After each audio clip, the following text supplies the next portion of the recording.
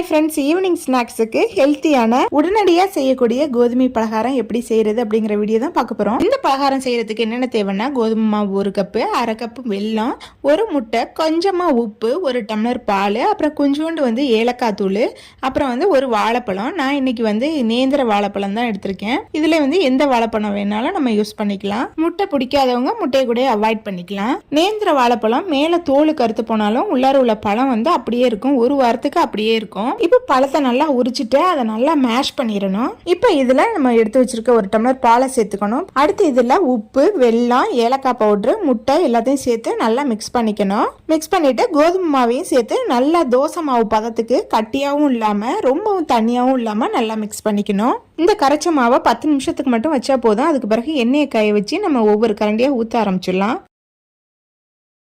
பலகாரம் ஒரு பக்கம் வெந்ததுக்கு பிறகு திருப்பி விட்டு நல்லா செவந்ததுக்கு பிறகு எடுத்துட வேண்டியதுதான்.